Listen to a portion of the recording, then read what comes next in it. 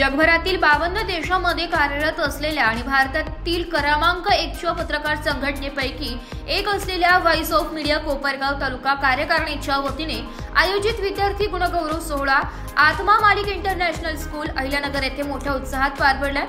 या कार्यक्रमात कोपरगाव तालुक्यातील विविध शाळांमधील 10वी व 12वीतील गुणवंत विद्यार्थ्यांचा सन्मान करण्यात आला।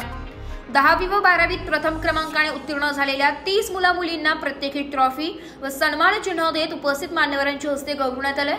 खासदार लोकनेते भाऊसाहेब वागचौरे यांच्या हस्ते विद्यार्थ्यांना पारितोषिके प्रदान करण्यात आली आणि त्यांच्या पुढील शैक्षणिक वाटचालीस शुभेच्छा देण्यात आल्या।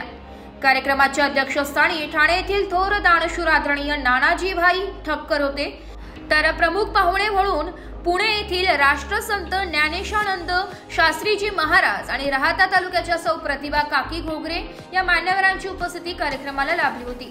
या सोहळ्याचे विशेष आकर्षण म्हणजे कोपरगाव तालुक्यातील सर्व पत्रकार बांधवांनी एकत्र येऊन विद्यार्थ्यांचा सन्मान करणे ही बाब शिक्षण क्षेत्राला नवी दिशा देणारी ठरली आहे। या उपक्रमात श्री तानाजी मामा लामखडे आणि श्री प्रशांतजी टेके यांनी केलेले संपूर्ण नियोजन अत्यंत सुंदर व प्रेरणादायी ठरले। त्यांच्यातील सामाजिक बांधिलकी आणि निष्ठा याचे हे उत्तम उदाहरण होते। कार्यक्रमाच्या निमित्ताने विद्यार्थ्यांसोबत पालक व शिक्षकांनीही शिक्षणाचे महत्त्व पटवून देण्यात आले।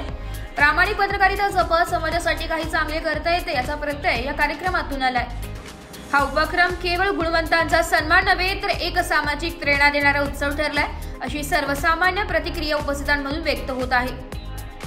यावेळी आत्मा मालिकेचे सर्व प्रमुख अतिथी व मुलामुलींच्या आई वडिलांनी महाप्रसादाचा लाभ घेतला।